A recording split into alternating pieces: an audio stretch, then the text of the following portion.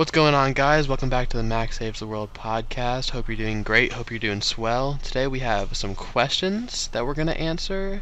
We have some questions like Animal Crossing, yes or no. We have questions about civilians owning fully automatic firearms. We have questions like what is considered a sport. We're also going to talk about the protests, and we're going to talk about the health of Kim Jong-Un. And you know who that is. I'm not going to explain. Before we start, just make sure to follow us on Instagram if you're not already. You get to interact with us, answer polls, all that fun stuff. And you can join our Discord as well if you want more interaction. You can talk to us, have a goofy time. You can find our Discord invite in our Instagram bio. And check us out on Spotify. You can search Mac Saves the World on Spotify, or the link is in our Instagram bio if you want to do it that way. So, how's everyone else doing today? I'm pretty good. I'm also pretty good. That's good. It's been a good day in quarantine. Yeah. We just wanted to say we really appreciate the support, the interaction.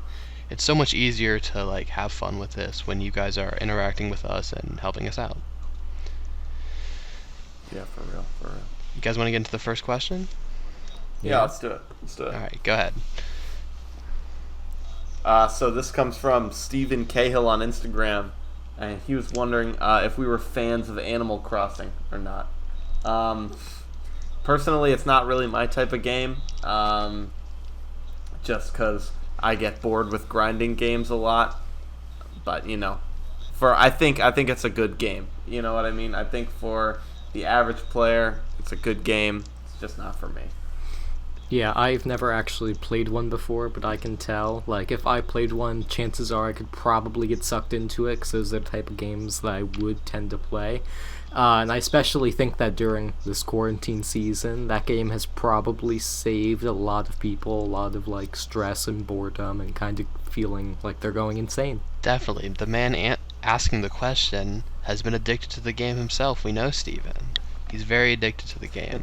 But it seems like you don't just play it for you don't just play it a little bit. Anyone who who plays it is very into it. Yeah, it's full time. It's a job. And PewDiePie played it too, which makes it gamer approved, so that's good. Wow. Alright, let's we can move on to the next question. How about that? Yeah. Alright, cool. So this was a question that we actually asked you guys about. So we did a little bit of a poll, and we asked you guys, should civilians be able to own fully automatic firearms? And the poll actually was, you know what, we'll get into the poll at the end, but I want to hear your guys' opinion on it first. I'll just start it off. I sit, I've talked about this before, I sit a touch right from the center, but mostly just libertarian.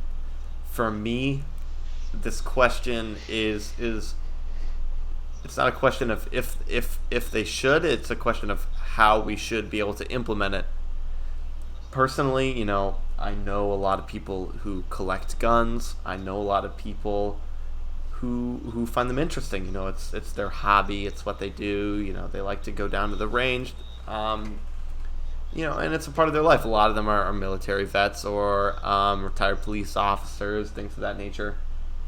And for me personally, I don't think anyone with that sort of experience or hobby, or someone who's been around that culture for so long, should be restricted from owning one, a fully automatic one. However, the process for getting one needs to be extremely difficult and extensive. There needs to be a formal permit that should be very difficult to attain, extensive background checks, and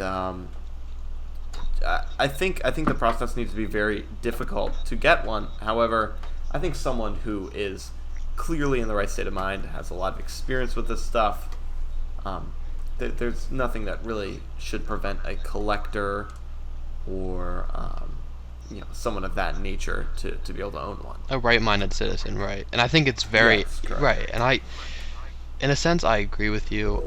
I'm probably more harsh on the restrictions than you per se. I think maybe a lot of things seem unnecessary, to just a sportsman.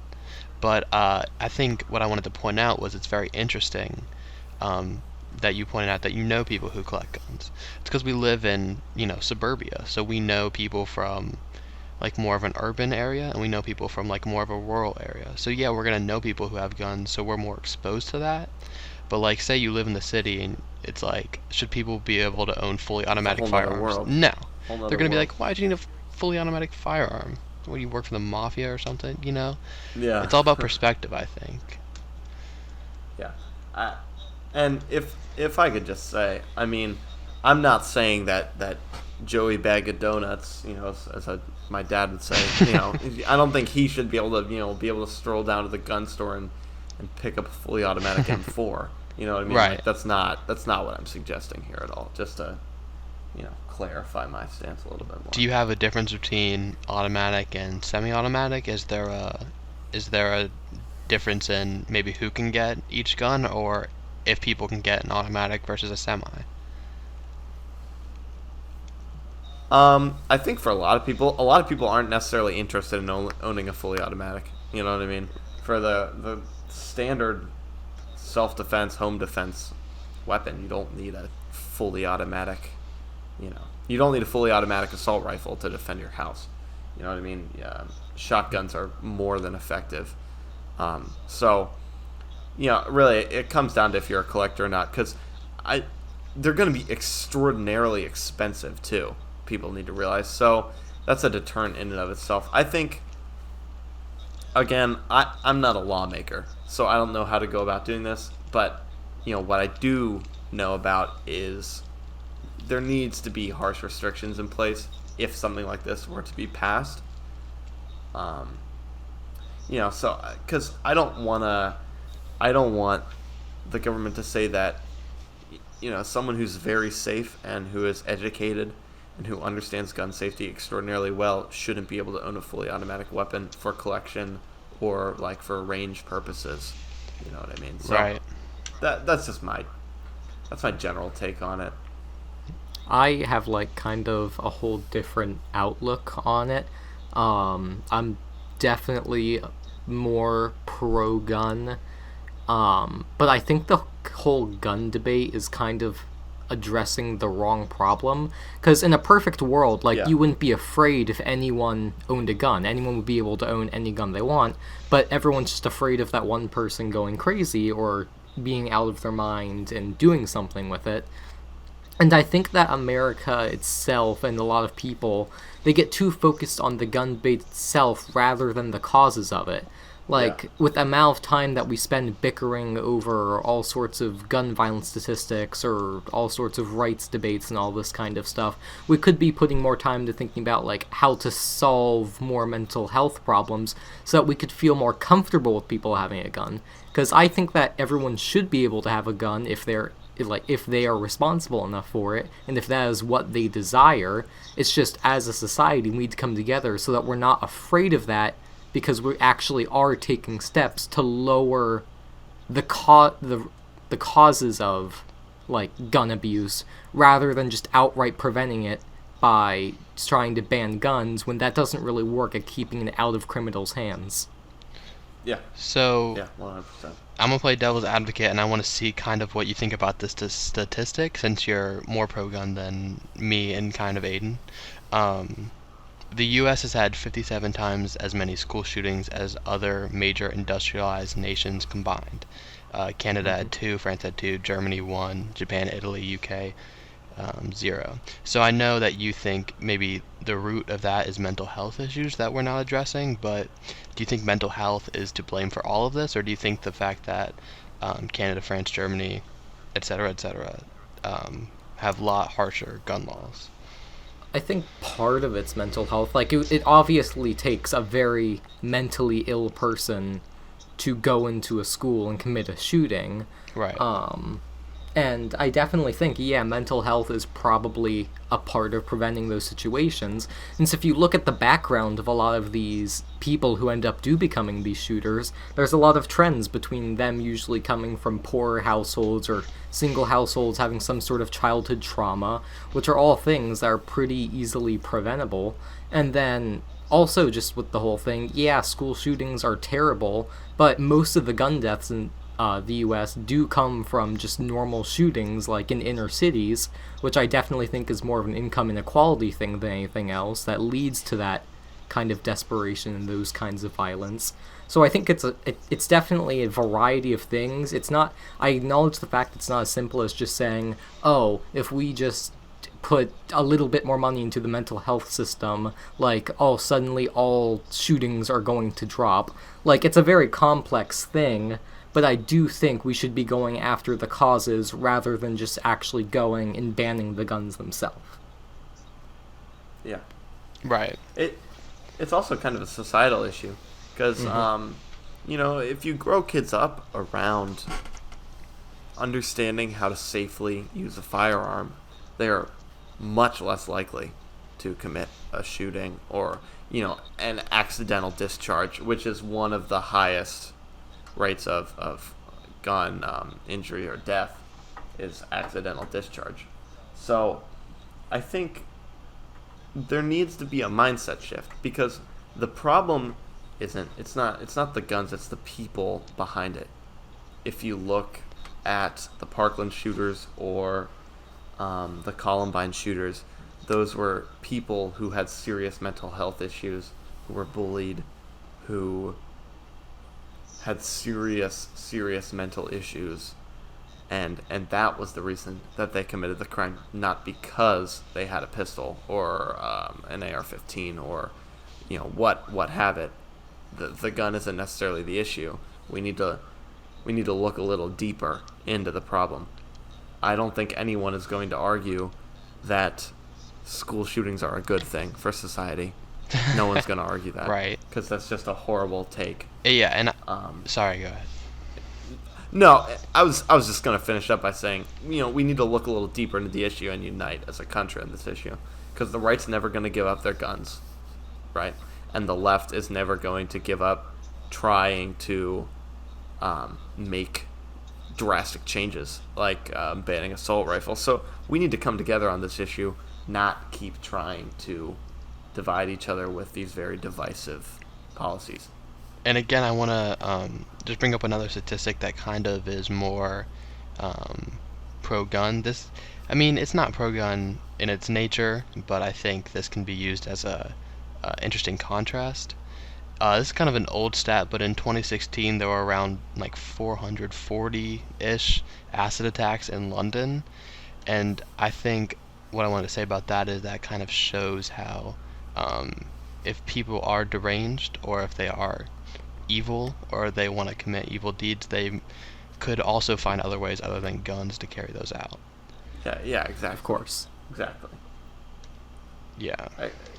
I think it was England who banned all guns, who banned I think they banned all knives too, or like I think like certain of a certain length, like they can't buy tactical knives. Yeah, or tactical something knives. like that. And the rate of acid attacks shot through the roof, like you were saying. Right. Yeah.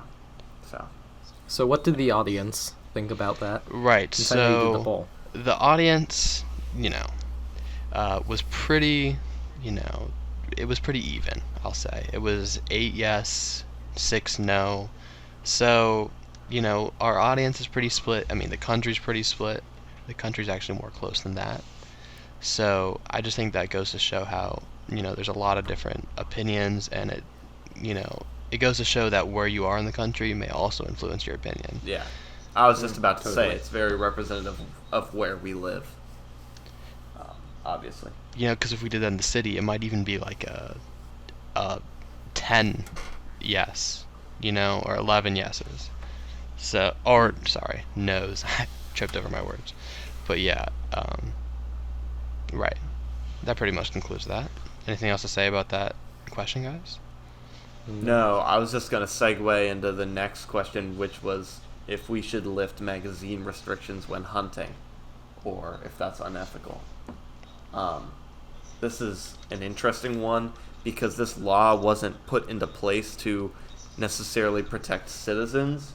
I'm not sure if this is very well known, but magazine restrictions for hunting were placed actually basically to give the animal a fair shot, of survival, as my friend Carson would put it.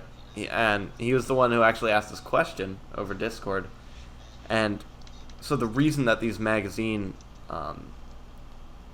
limits are in place is in order to, basically give the animal a chance to run away and flee.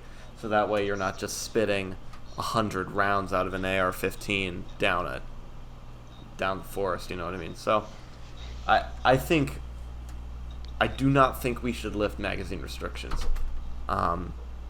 This is something where it has a dual benefit, because it has the benefit of protecting civilians and a benefit of protecting wildlife and keeping hunting fair. So I think this is a win-win law for both parties. So I don't think that we should lift the mag restrictions. Right. I don't know if any of you guys have a strong opinion on this or not. I figured I'd put that out there. I think it's a very interesting question. I actually looked up earlier if Pennsylvania has magazine restrictions, and I found that apparently we don't. So I'm not sure if that's for hunting or if that's not for hunting. But I think when you're hunting, it should be a sport. It shouldn't be hunting. I mean, I guess it is hunting for fun, but it shouldn't be just going out into the woods and slaughtering a couple of animals. It should be easy. Yeah, it shouldn't be a slaughter. Yeah, exactly. That's why you're not allowed to bait deer with feed. That's why other laws are already in place, and I think that, right, I agree, the added benefit of protecting citizens as well if you do just general magazine restrictions for guns in general. And I would be curious to hear if there was another opinion on that, if Michael had a different opinion. I do. It's kind of going off like my argument and the one that Aiden made before on just like general civilian assault weapon ownership, is that I think it's more responsible gun ownership than anything else. Like, I think anyone who's raised and taught to use a gun should just kind of know that you probably shouldn't just kind of go ham with it in the wilderness, and that's definitely not the responsible and ethical thing to do. And so I know a lot of times, like Aiden was saying, people who are taught how to use firearms from a younger age, they're the ones who are going to use them responsibly and not do things kind of insane. And I also think that just kind of the whole thing of improving overall responsibility nationwide, that would make it so that those restrictions probably aren't necessary. So, I'm going to give you a situation here. Okay. Say you shoot a couple of times at a, I don't know, what, turkey or something. And say the turkey is on the retreat. You missed your shot, the turkey's going. You think that you should be able to shoot the turkey while it's running away after you've already fired off a couple shots? I mean, I think, yeah, you should be able to, but I think that you should be taught that at that point you should stop. I think it just needs to come down to the way people are taught, and it just needs to kind of be ingrained morally that is not the right thing to do, rather than a complete restriction. Okay, interesting. And you think, what about, for the welfare of the people, you think for self-defense you might need a large mag, or do you think that a small magazine is good enough for self-defense? Oh, sorry, I messed that up. Do you kind of think the same thing for, like, personal welfare, like self-defense and stuff like that? Yeah, I personally think it's completely unnecessary, but I mean, if someone is taking the proper safety guidelines for owning and maintaining their gun, then I don't think there's any problem in them having a higher capacity magazine. Okay. Yeah, I kind of agree on that one. Now I'm not saying that we should have 60 round AK drum mags and just like obliterate whatever's in sight. But I think that people should be able to have higher capacity personal defense magazines. I mean, oftentimes, though, hunting weapons do double as self-defense. So, I mean, at some point when you're in your house, it's very close quarters, so you don't need that many shots in order to defend yourself. So, I think I think the mag restrictions right now are fine, but I certainly understand where Michael's coming from with people should be able to have the option, but I think in this scenario, I think what we have right now is fine. If it ain't broke, don't fix it kind of situation right now for me personally. Okay. Cool. So, I kind of want to do an interesting segue into the next question. We were just speaking about hunting for sport, so I kind of want to go to Carson Stump's question from Discord, which is, what is considered a sport? So, I like to lead off with a definition for a sport, and then we can kind of go off of whether we agree with the definition or whether we think that, a sport is more than the definition. Is that good? Mm-hmm. Okay. So Yeah. the definition for a sport is an athletic activity. Oh my gosh. An athletic activity requiring skill or physical prowess and often of a competitive nature, as racing, baseball, tennis, golf, bowling, wrestling, blah blah blah blah blah.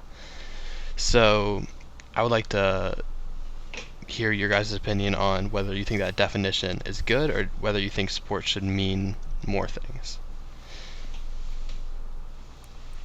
Okay. I think for me personally, there's a huge difference between a sport and an activity, and I know Michael will certainly agree with me on that. We've had this conversation before. So a lot of people talk about like marching band as a sport, and while I'm heavily involved in marching band, the indoor drumline, I don't see that as a sport. It's more of a competition. And for me, it doesn't necessarily justify it being a sport per se. Now, it's physical, yes, and some parts of it are much more physical than others. So I'm in the drumline, so I'm very biased here. Just saying that the drumline is a lot more physically intensive than carrying a flute. You know what I mean. But I think that the definitions for sport, people need to understand that just because it's not a sport doesn't mean it's a bad thing. Mm-hmm. So there's a huge difference between competitive and sideline cheerleading, right? I think competitive cheering is certainly a sport just because of the nature of the activity and how physically demanding it is, right? But, there's a difference between that and pom-poms on the sideline. You know what I mean? That's an activity, right? There's nothing wrong with it being an activity. I mean, there are a lot of things that are activities for people, that they take a lot of passion in and that they are competitive in, right? And that's what, drumline and marching band is for me. It's a competition. It's a competitive activity. But it doesn't really justify it being a sport because it's not a traditional sport in the sense of there's a goal that you need to get to with a ball, stuff like that. So Interesting. I find it interesting you said, since I think you've heard my argument before, but I disagree with that. In my mind, I separate things into. I definitely think that there's activities, but I break it into sports versus athletics in the traditional sense.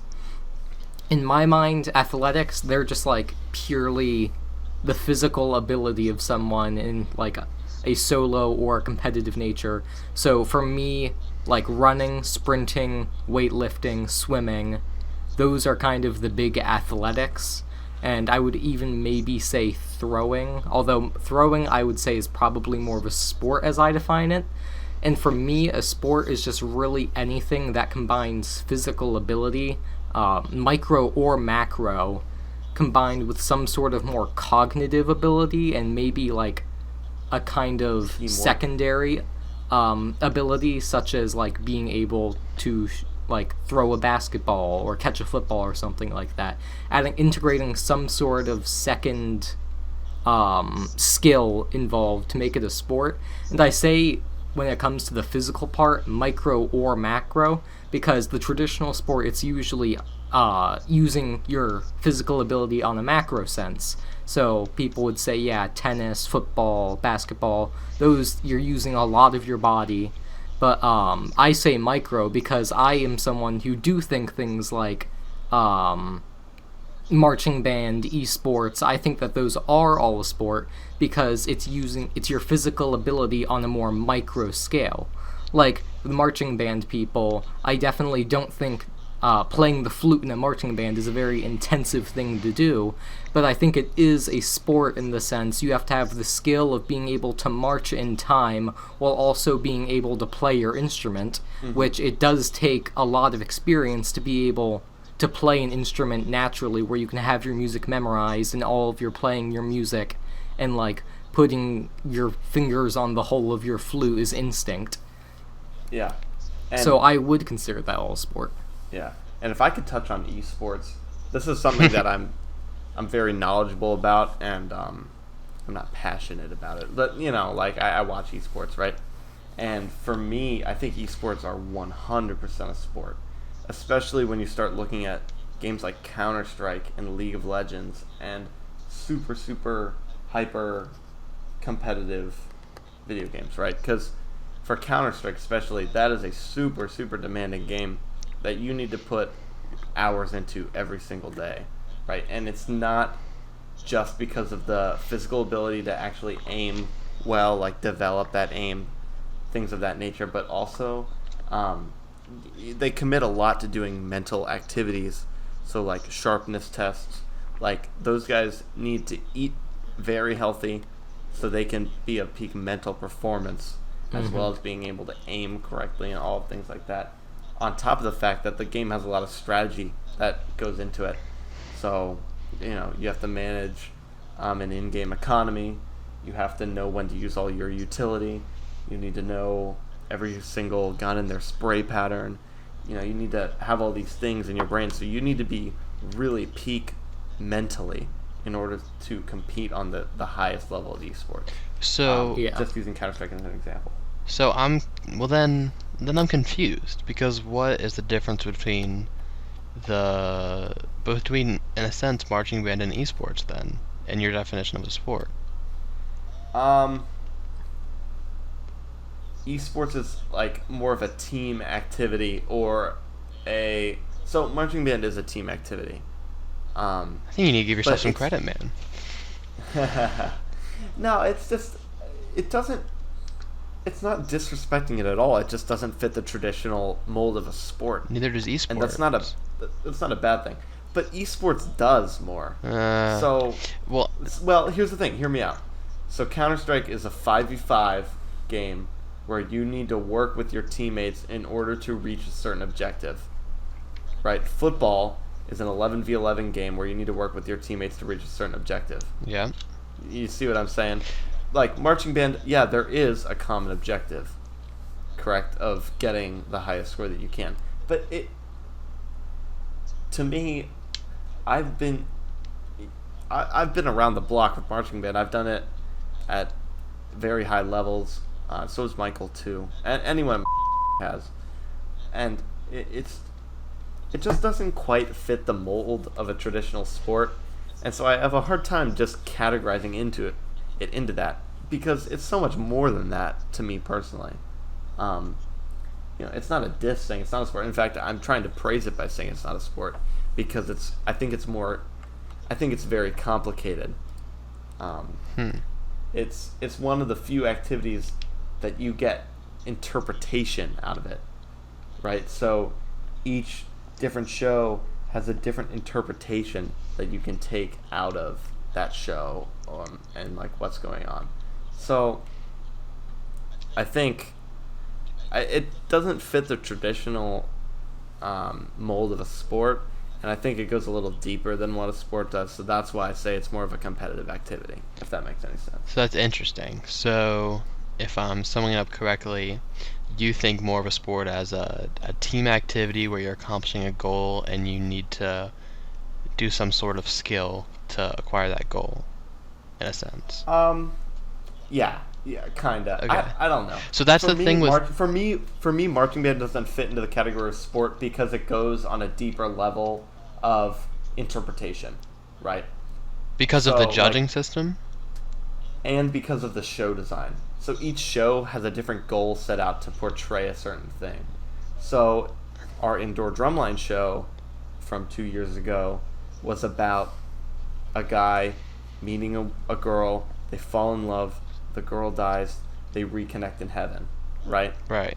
Like you don't get that out of watching a soccer game, So right? That's Like, interesting.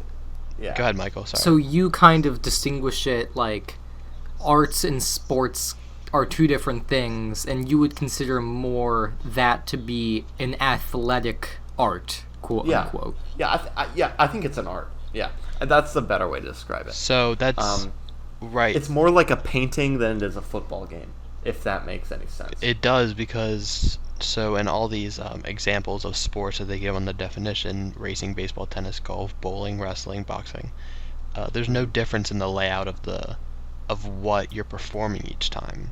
But in marching band, there's a difference every single time in what you're doing. Yeah, every single year. So that's Yeah. very interesting. I didn't agree with you at first, but I'm kind of seeing maybe it's more of a competition or a display Yeah. of art, I guess. Yeah, I think if you take a step back, no others. Correct me if I'm wrong. I can't think of a sport off the top of my head that has like a judging panel other than like gymnastics. Or You know what I cheerleading mean? or something like that, right? Yeah. But those are outliers, I think. I think those even fit the same mold as marching band, if we're being honest, even if their, group of people would like to consider themselves a sport. Yeah. If we're going off what we have just, come to terms with, they would be more of a competition, which I think is what they call themselves anyway. So. Yeah. Well, and competitive cheerleading is very, very similar to indoor drumline, which is WGI. So it's you put on a show. I believe you have some sort of deeper meaning. I'm not super acclimated with indoor cheer. It's not really my kind of sport. But I think those things are very paralleled, and I'm considering like moving competitive cheer into that more art category, but I don't know enough about it to judge that. And I know marching band. I've done it for like 6 years now. So, but that's just my take on the whole thing. and Because a lot of band kids will get triggered when you say it's not a sport, but you know, it doesn't fit the traditional mold, and it goes on a different level than sports do. right, and it's not to say that it's not, athletically demanding, especially like cheerleading is athletically demanding, marching band. I mean, I see the way you guys sweat out there. I know it's athletically demanding. So yeah, I just wanted to say that, but also I wanted to talk about my favorite, debate among is it a sport, which is chess. So chess is interesting because it's completely mental. However, it's a competition between two people, that's the same each time. So I myself might consider that, a sport. I don't see, that's the thing. It's so different for everyone. Maybe it's, if you've done it or not, and you see how hard it is at a competitive level. Yeah. It's just it's a difficult question to answer. For me, I think chess is 100% a sport because you are directly competing against an individual, and like everything you do has to be calculated, right? Like there's insane strategy behind it. You have to practice chess. Study a it- lot, yeah. Yeah, it doesn't fit the traditional mold, but you still have to. It's kind of similar to an esport. You know what I mean? In my definition, like how I distinguished athletics between sports, but I said that an athletic can be competitive, I would consider chess kind of be like its own cognitive version of an athletic, where it can be on its own, but it can also be competitive in the same way you can run on your own or you could run competitively. Yeah. But I don't think I'd call it a sport because it doesn't really blend those two things in a way, or I would call it one using my own definition. Right, and there is a quote about chess. I can't remember it because of course, but it's something to the extent of chess. A game of chess, between masters, obviously, can be as grueling as like a boxing match or a game of soccer. And I think to an extent that's true because mentally it's fatiguing. Probably to the same extent as, a track meet is athletically fatiguing. People just don't want to, accept that because of ego and stuff. But I'm willing to say that, and I do track and chess. But if we could come to a conclusion, what would our conclusion be? I think what defines a sport is very subjective. Like, that's the ultimate definition that I can put a wrap on it. But like, for as to what defines a sport, I think it's an activity that's competitive, that often is team oriented, that like you work towards a common goal. It like, does that make sense? I don't know. No, that makes total If you guys want sense. to add to that. There's not many. We all agree that should be a broader definition than what it's traditionally currently Yeah, called. exactly.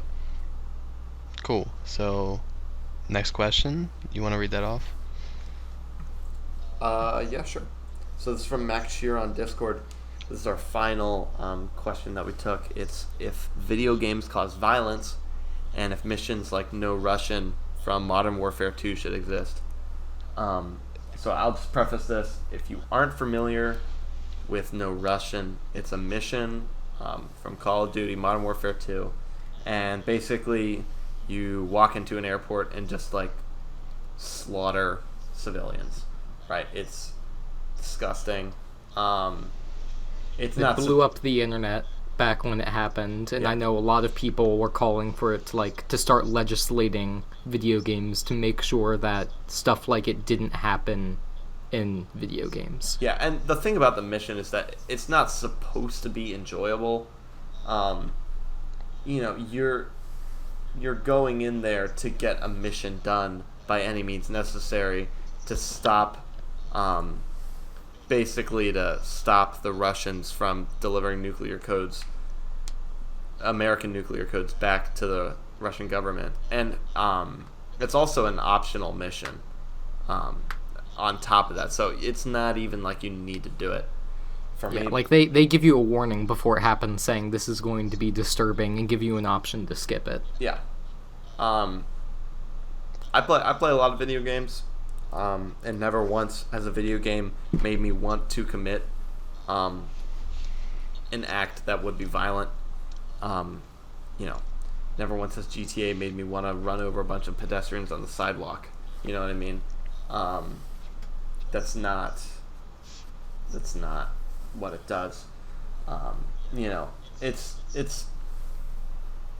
a similar question to if movies cause violence, right? Because you look at movies like The Purge, where people go out and pretty much like senselessly slaughter people because the government says it's legal for a day. If you make the argument that video games could do that to someone, then you have to be able to be prepared to make the argument that movies can do that too. And I don't think movies can do that, and I don't think video games can do that. I completely agree with you on that point, and I do not agree with this argument, but people argue that the difference between a video game and a movie is that in a video game you directly put in the input and make a conscious decision, where in a movie you're just watching an event unfold. Yeah. So some people would say that there is a strong difference. That's fair, but the thing is that you are still seeing that play out on a screen. Yeah, You're and I still also would seeing agree that with action that in the simulated. sense that in a movie you can get much realer, like much more real depictions of graphic violence than you can in video games. Yeah. Like some of the special effects that have gotten so realistic with violence in movies, like it's photorealistic violence. Mm-hmm. So, I do disagree, but I also agree with some points. So let me just, get my opinion out. So there are cases of people being inspired by video games to commit acts of violence. However, this can be a mental health issue, it can be a parenting issue, it can be a lot of things. So you can't say that video games definitely don't cause violence, because, in a sense, they can contribute to it. And I also, with movies, personally, I think that maybe for developing minds, but also for maybe already slightly troubled minds, or troubled minds in general, like Tarantino movies can contribute to the worsening of, like, sociological I'm trying to think of the word, like distancing from the real world and the movie world and what's real and what's not, and that can cause some problems in the real world. But I'm not going to say that they're inherently bad or that they should be banned outright, because you can't ban mental health issues. I mean, not, you know what I mean, like you can't ban people taking things too far. Yeah, yeah, and for me, it's like, so there's always going to be that one like crazy person who takes an action from a movie and does it in real life, or takes an action from a video game and does it in real life. And the question is, I don't think, like, when people start talking about making laws about video games and things like that, I don't know if laws should be made for an incredibly small group of people, right? So if 99.9% of the people just play video games and enjoy them and don't act on the actions in the game, then why should, that 0.01% ruin that for the rest of the population? If that makes any sense. Majority rule. That makes sense. Yeah. I think that goes for a lot of things in lawmaking. Mm-hmm. So, that's just my take, and I'm decently passionate on this issue, just because I think video games for a lot of people are a very healthy thing. It's an escape for a lot of people from their daily lives. If they have bad day at school, bad day at work, they can go home, they can play video games and de-stress from their life, if that makes any sense. So Yeah. I think it's important to society. And I would kind of like, just to go to the end of his question, but do you think that should exist at all? Like, what legislation or not, do you think people should stop making those, or should we just acknowledge the fact that maybe they don't cause violence, so there's no really reason to not include those types of missions or scenes in video games or movies? show me more meaning or cause to, or artistic backing to why you're doing it, and maybe I'll rethink it. But in a case like No Rush, and I'm not a gamer, but I did read up on the purpose of the mission and stuff, I don't see much meaning or value behind putting it in the game as a whole, and like you said, it was optional anyway. So I think the common sense thing to do would just not include a thing where you can massacre a bunch of people, with your controller. I think maybe. I personally don't think it should exist, but I don't think it should be legislated. Yeah. And I think it just needs to be more common sense thinking by a developer that, hey, if this doesn't really have any artistic value, then just do the right thing, quote unquote, and don't put it in. So here's the thing here's my stance on it. I think video game developers have been very good about this. So I think, obviously, if you put a scene in a video game of someone graphically raping someone in a video game, or something horrific like that, that should not be allowed. Common sense says that shouldn't be in the game, right? And video game developers for decades have been doing a good job about that. No Russian is kind of an exception, but you have to realize that it's trying to tell a story, first off, and second off, their actions by doing that were intended to be good. Were they good in the end? No, they weren't, obviously. But it's trying to tell a story, and it's trying to some extent, show some tragedy, right? It's not supposed to be glorifying it at all, if that makes any sense. Right, and I just want to explain to maybe the viewers who don't understand the the good intentions supposedly behind it. The good intentions were to, like you said, tell a story, but also make you feel more connected to the story as a whole.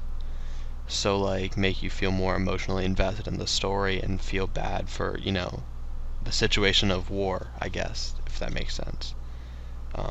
And violence in general. But I think the whole "you're behind the gun" thing just seems very it seems too real to me personally, and I think that there's no reason for that. Yeah, I mean, that's a fair take. It's kind of a disgusting mission, obviously. It doesn't. I don't really know if it has a place in the game, but at this point, it's there, and now it's history too, right? Yeah. Like this is historical. It sparked this discussion. It gives. Yeah, certainly. Well, and so, Modern Warfare 2 is from a very different time in video game too, because this was the wild, wild west back when Modern Warfare 2 was made. Like, video gaming was not as mainstream as it is today. Our generation has really made it incredibly mainstream, especially over the quarantine. I mean, because everyone is playing video games. Like, back then it was not incredibly mainstream to play video games, and people will bring up, well, why'd they have to put in Modern Warfare 2 remastered? At this point, it's kind of a part of history, and there is no Modern Warfare 2 without no Russian. You know what I mean? So, I think game developers should avoid putting missions like that in their video games, certainly at all costs. But for no Russian specifically, it's history now. Is it good? No, but it's history. And that's a good way to end off that question. I think it's history, and many different beliefs on that, but I think history. We'll chalk it up to that. Yeah. Just to let you guys know quickly, we did get some questions that we didn't put in this video. We are just gonna hold on to those for a little bit because we didn't want this to be like a 3-hour episode where we answer all the questions and then do our further discussion on top of that. So just to let you guys know, we did get those questions. We're just going to sit on them for a little bit. Keep sending us in questions, though. These are really good. They really awesome. Have good discussions to them. So seriously, thank you guys a ton for that. If you want to transition to the next thing now. Well, yeah, certainly do so. I agree with you. It just makes it so fun when these people, when our listeners send in stuff and they, just help us out. It really helps us, with stuff to talk about. And that's, well appreciated. So we wanted to talk about a couple more things before we go. And one of those things is the shutdown protests, specifically in PA. So anyone want to start us off on that? I think we can, at least, to go quickly, we can come to the basic consensus of kind of stupid. Yeah. I don't know if that's making too broad of an assumption, but from what I've seen of other people, I think that seems to be a large majority of people. Yeah. Yeah. For me, so I understand where these people are coming from. Certainly, I want to be out of the house. I think it's been 7 weeks now that I've literally haven't left my house except to go to work a couple times. I'm part-time, so I don't go very often, but so I understand where they're coming from. And there also is a deeper connotation to this that a lot of people miss. Is, a lot of people say, and this could be true, is that this is, to an extent, a violation of our civil liberties. Is it just? Yes. This is a just violation of civil liberties. So desperate times call for desperate measures. So Abraham Lincoln famously suspended habeas corpus during the Civil War, which is the right to a fair trial for people on the opposing side. This was to protect the nation, to protect the media from going over to the Confederate side, specifically the border states, such as Virginia and Kentucky, from going over the Confederate side and further dissolving the Union. Right, so desperate times call for desperate measures. What these people are scared of is they're scared of the government getting more power and getting power that can restrict their rights further in everyday life. The libertarian in me is going, yes, that's true, right? We cannot allow the government to overextend their reach here. But we have to take a step back and realize that this is something that we've never faced before as a society, as a species, right? We've never faced something on this scale in terms of an infectious disease. So we have to realize that the actions are going to be much, much more extreme than if we had faced this before, right? So we need to be over cautionary with this because we don't know what works and what doesn't. And the worst thing that we could do right now is to not have the is to be underprepared and not taking enough action on it. So I'm all for making sure that the government doesn't have too much control over our personal lives, and I also understand that a lot of these people come from jobs like construction, which those people do not have pay for the 7 weeks that we've been in quarantine. They have not been paid. And will not have paid for a long time. Yeah, so they're living off of savings, and they're basically praying that the economy will reopen soon, which is horrible. It's just terrible. Yeah, my heart goes out to those people. Like, seriously. And that there may be a good amount of those people, but there also may be a good amount of people who are just stubborn. So I think, I agree with you, definitely. And I also think it's interesting how different the situation is in the U.S. versus say a Sweden, where in the U.S. we're shaming people for going out, which I agree with. Obviously, letting people know that they're probably in the wrong in the situation, or at least they're acting out of line. But Sweden has barely, schools are still open, right? Yeah. And restaurants are open, too. and I have strong thoughts about the whole Sweden thing, but I think it would lengthen this much more than it needs to be. no. So Let's I talk guess I about can that. keep- We're not even at an hour yet, so We got time. I would love to talk about Sweden. Go ahead. I despise the Sweden argument because the whole thing about Sweden is that when the government said, okay, this can be a public risk, we are asking you to please do, just be mindful of things. We're not asking you to make a lot of changes, but just think smartly and go about your daily life knowing that this is happening. And so people, without the government forcing them to, or having to put out public ads everywhere, people have started doing social distancing and basic hygienic things. And I think the fundamental difference between Sweden and the US is that if the Swedish government says something, the Swedish people will listen to the government and be trusting that the government is acting with good intentions. Where in the US, we over-politicized it instantly, and people are too afraid of the government that they would not listen to the government if it just asked you to please, maintain social distancing so that we can keep things open. Also, we have to realize that America has 320 million people. Also right? that. So, I feel like a lot of issues in America just come down to the fact that we have way too many people in this country. It's very hard to run a country this big. Yeah. It's almost impossible. It might be impossible to maintain. Yeah. So, and Sweden is also a very homogenous society, right? So they have very similar ideals, right? In America, if you go one state over, you're going to have a completely different group of people, right? So compare the people of Pittsburgh to the people of New York City, right?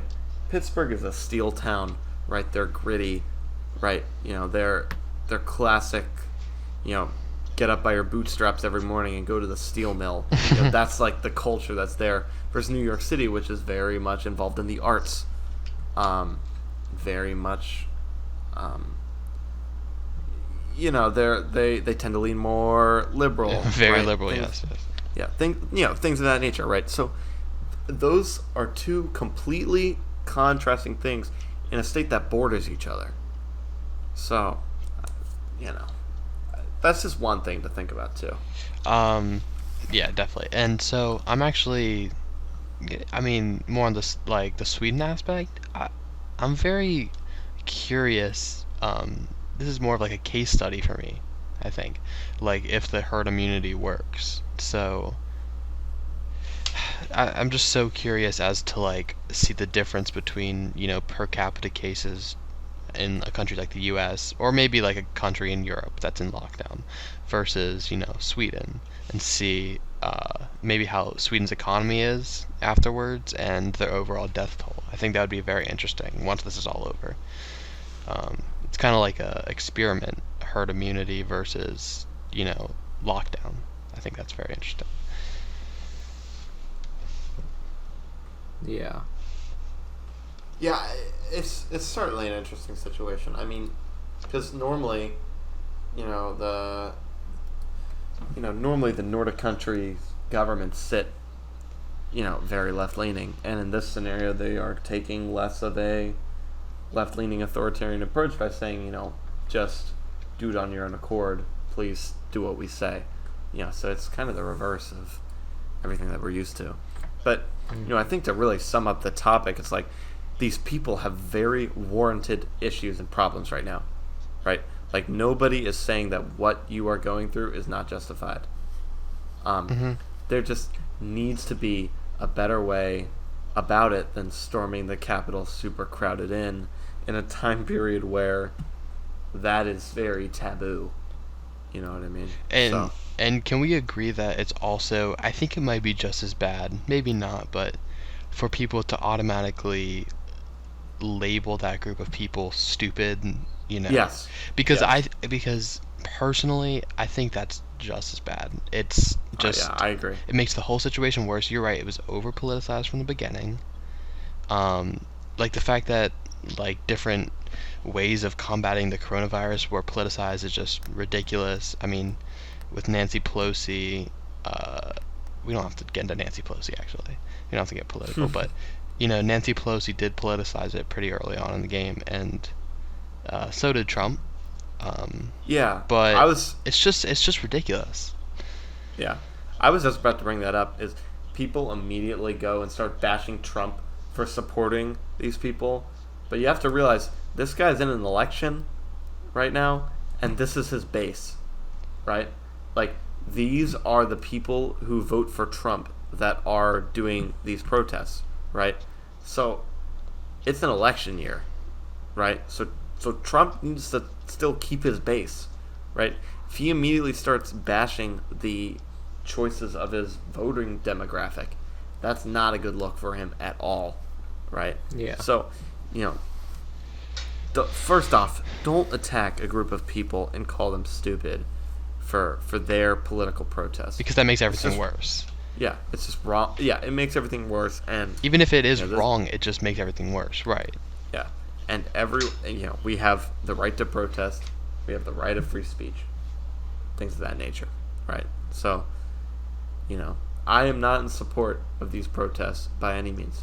I think they are not the correct way of going about it. But I think that the both sides of the political spectrum need to kind of cool down about this whole topic.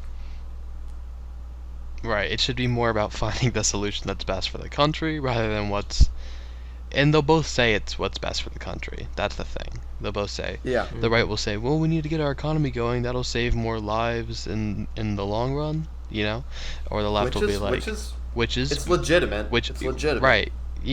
That's legitimate. But so is the leftist opinion, which is, saving lives now. Saving lives now is more important than the economy. In their opinion, that's, more important. So, in a sense, it can be politicized pretty easily, but it makes me curious if other countries have politicized it as well, as much as the U.S. has. Yeah. I don't know if you guys have anything more to say on that. I don't think I do. Yeah, I mean, what's really been interesting to me is the Kim Jong-Un health debacle. I have some interesting things about the this. Botched heart surgery. Yes. South Korean officials saying that he's still alive and well, whereas many Japanese officials are saying that he's in China right now and is possibly brain dead. Right, so vegetated state. Yeah, so you have two completely different thoughts here. I think either way, this is a bad situation. Because if Kim Jong-Un dies, I mean, North Korea was already teetering on implosion while he was in good health. So, I mean, the death of a leader and the last male heir of the reign of North Korea could be just disastrous to that already incredibly unstable country. I mean, I don't know if you guys have anything to say on it. So his Connor, I'm sister curious about is your gonna opinion. become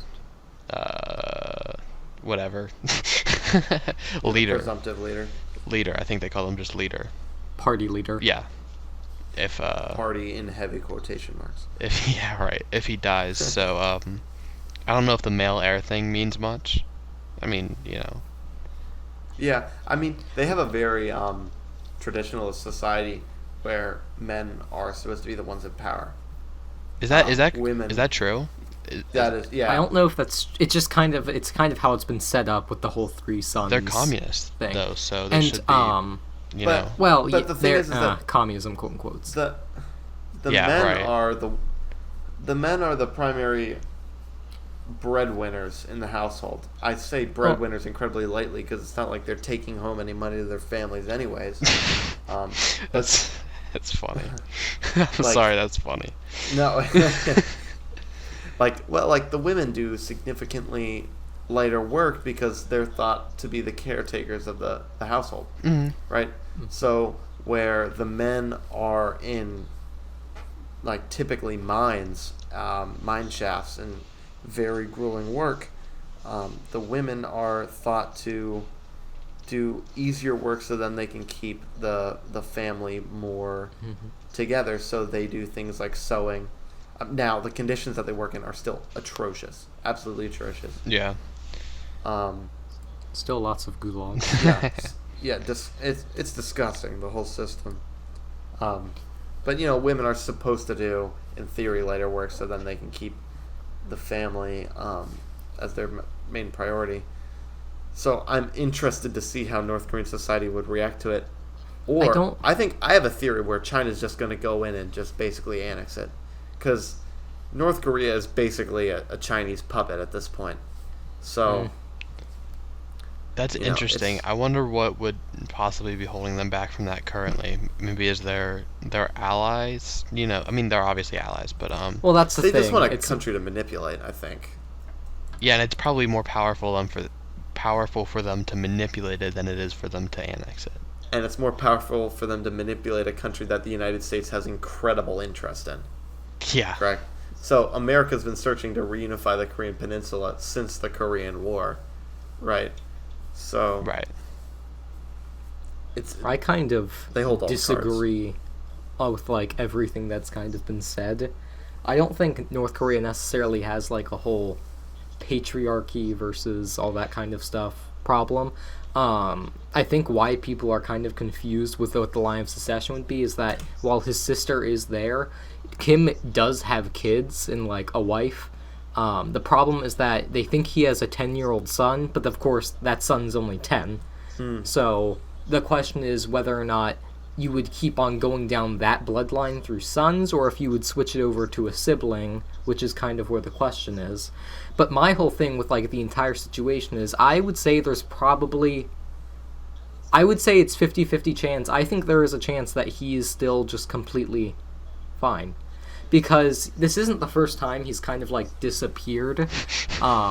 I think it was back in 2015 or 17. He like disappeared for just straight up like 6 weeks, and everyone was speculating what happened to him. The thing is, though, is that he missed one of the most important North Korean holidays on the calendar. That's the weird. So there's definitely something happening. I just don't know if it's necessarily exactly what people are saying, especially with like the South Korean reporters. And while we do have intelligence in North Korea, I definitely don't think it's a very reliable, amazing intelligence system. Like, we definitely don't have an infiltrator on the top of the like Workers' Party. Like, in North Korea, it's probably like spreading like rumors over there, so we don't know if we're actually hearing facts or rumors. Yeah. Also, like, with the whole thing of what would happen if he did die and there was a power struggle and everything, I was just going back to 2011 news, and I was reading over the articles of back when Kim Jong-il died, and everyone was kind of saying the same thing today, like, oh, the politically unstable nation, like it's already on the brink of collapse. Is this the final nail in the coffin? When in reality, it was a pretty nice transition of power, pretty seamless between Il and Un. And also back then, when Kim Jong-il died, it only took them 37 hours to report his death. They didn't hide it for like weeks.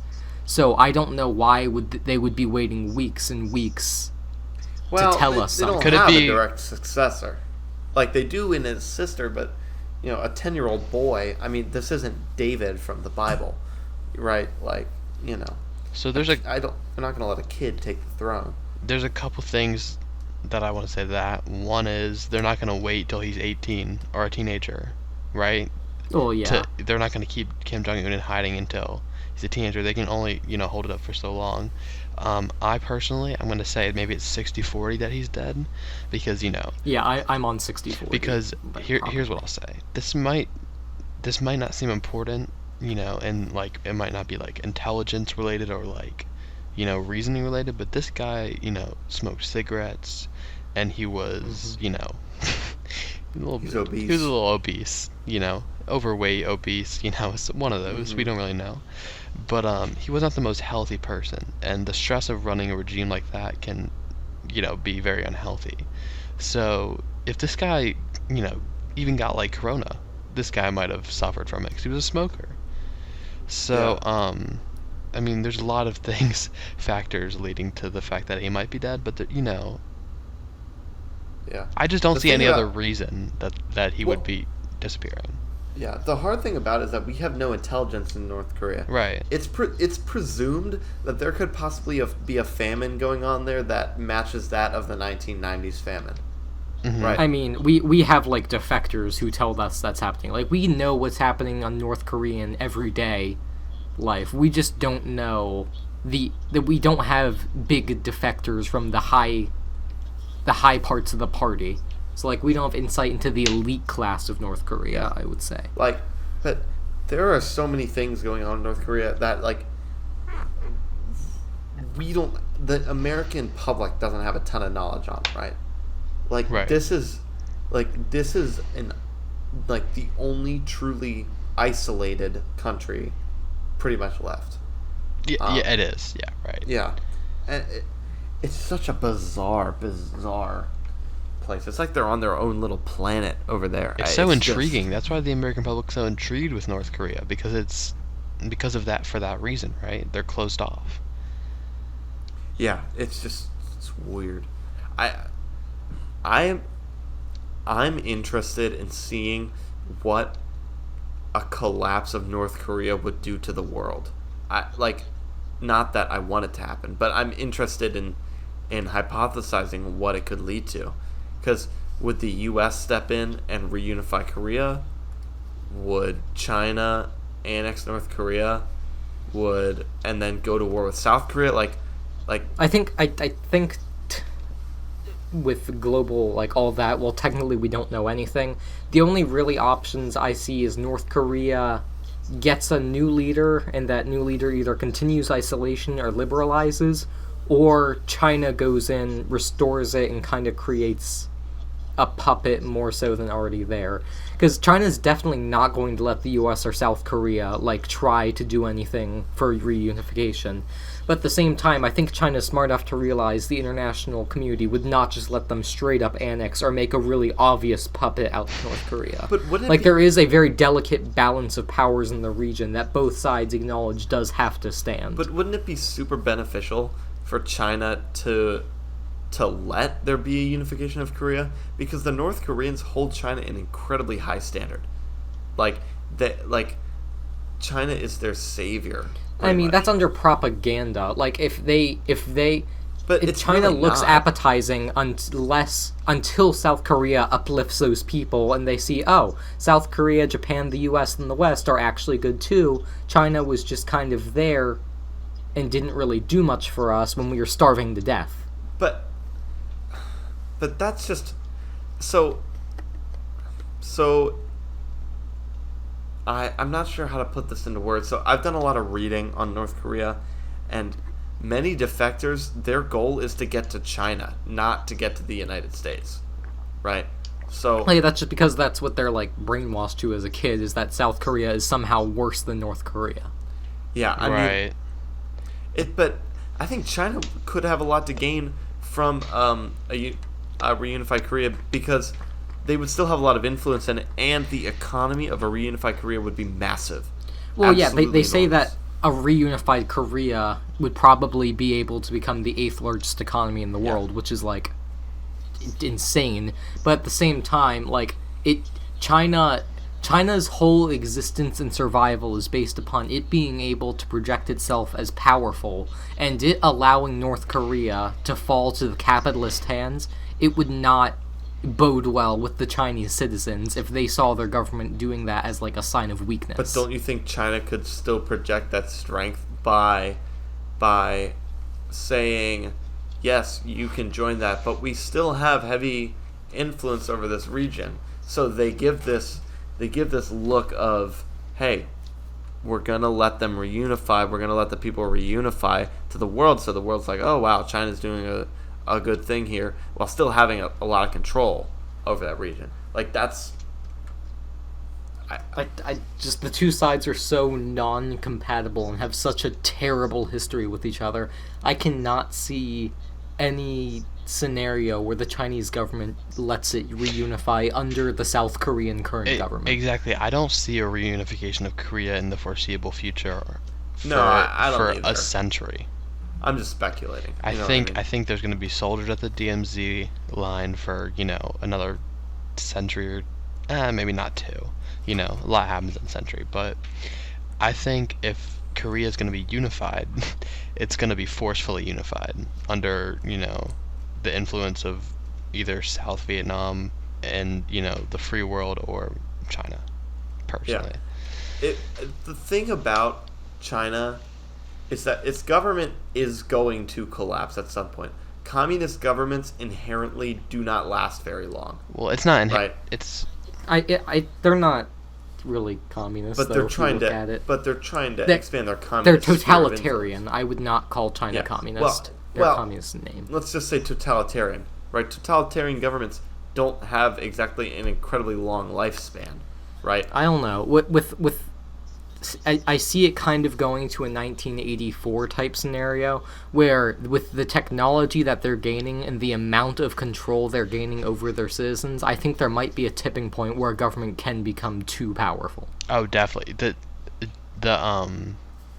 data that China possesses, and just like sheer technological, like, I'm correct that they have lots of like raw data, right, Michael? Yeah, surveillance. It's a surveillance state. Yeah, right. And they also have, like, what is it Yang talked about, like, how, like, US comes up with the ideas and China takes those ideas and they just They like have their own China approved versions of everything, all their softwares. just they also have, like, manpower. massive yeah, right, like databases, right? Like, of, like, just information that they can hold. Well, yeah, the Chinese government pretty much owns TikTok, like, Right, yeah. which is kind of terrifying. But and I'm not gonna get into Valorant, the video game, but apparently, what the Valorant anti-cheat does is it's very similar to a rootkit, so it can see everything that's on your hard drive. And Riot Games is owned by a company, like an umbrella company that is in very close ties with the Chinese government, right? So, they certainly do have their hands in a lot of different places, even in the United States. And that's very, very scary, dude. Like, It's horrifying. Just with the TikTok app alone and the data that China possesses from that app, they have such an advantage over the US based on data alone. Like, it's ridiculous, the advantage that China has. Yeah, so TikTok has 800 million active users, Right. right? So they have data on 800 million people just from TikTok itself. Right. Because you download an app, that app basically knows everything about you, right? Yeah. Not always. It has access to your camera roll. Yeah, it's ridiculous. Wow, I just realized we were just talking about Kim Jong-Un, but that's awesome, and we got all the way to TikTok. Well, yeah. But again, maybe we could come to like a conclusion on the Kim Jong-Un health thing. I think that there's not enough information to come to literally any conclusions. Yeah, I think. Yeah, I I think don't we can know. come to some inferences. Yeah. For me, I think he's dead. Okay, wait. Let's all vote. there's- Let's all vote. Aiden, I'm in favor of dead. Michael. I think he is gravely injured, either in a vegetative state or like disabled in some way. Yeah, by dead I mean not fit to run the country. He's probably at this Yeah, point. I think he's vegetable. not fit to run the country. So we all agree, something's wrong with Mr. Kim, Mr. Un. There's too many rumors from very reliable sources that are telling me that. I mean, we do have, governments of countries, of nations telling us that, he's dead. that he's dead or in a vegetative state. Even TMZ, the really reliable source TMZ, But, Well, the thing yeah. is the South Korean government has a lot to gain from saying that Kim Jong-Un is still alive, right? Because it keeps sort of the South Korean people quelled from, fighting for reunification or North Korean discrimination. So there's a big issue for North Korean defectors to South Korea, is that they're basically two completely different cultures now, and so there is some discrimination against people who are from North Korea, right? So I think the South Korean government does have a lot to gain from saying that he's still alive by keeping that very volatile peninsula from erupting, if that makes any sense to you guys. I don't know if that's just me being a conspiracy theorist or not, but I think that's one thing to certainly think about. I don't know. I that is something that is very confusing. It's hard to tell if either side is being truthful or if there's like a agenda behind it. I would say. Yeah. I don't really. I see what you're saying, but I just don't see a reason that South Korea would say that. That they would say that Kim Jong-Un is fine if they knew that he wasn't. If that makes sense. Like, I can't see a reason. I mean, I kind of see what you're saying, but maybe like a stretch. I don't know. We don't know. We don't know. That's what we should say. So Yeah. I mean, that pretty much ends our topics for today. Unless you guys want to ask anything else, No. butt in on anything else. I'm good. No, we got to everything. That was good. That was good. Yeah. Thank you guys again for watching, for liking the videos, for subscribing, for listening on Spotify, for doing that. That's really awesome. The support on this has been great. We're very, very thankful for all this. This is a very, very, I'm just going to keep saying it, this is very, very fun projects for us to do.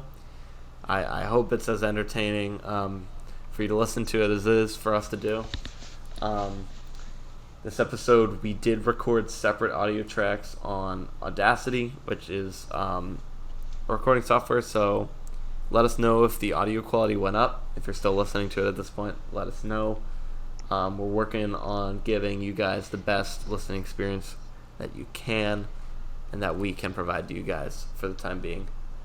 So, again, from the bottom of our hearts, thank you guys for listening to this podcast. We love doing it. Make sure to follow us on all our socials at Max Saves the World on Instagram. Join our Discord. The link to that will be in the description. So thank you guys so much for listening. Unless you guys have anything else to say, I think we're going to peace out now. I do have one more thing to say. Sorry to ruin the flow of it, but Yeah. so if you want us to do more clips, let us know. Clips like say you listen to the whole podcast, but maybe you just want to listen to like certain parts of it. Maybe you don't have time. Maybe you just don't have the attention span. If you made it this far, you probably do have the attention span. But if you want more clips, let us know. It's definitely a good thing for us to do. So yeah. Yeah. Cool. So thank you guys again, and we'll see you guys all in the next episode. See you guys. See ya.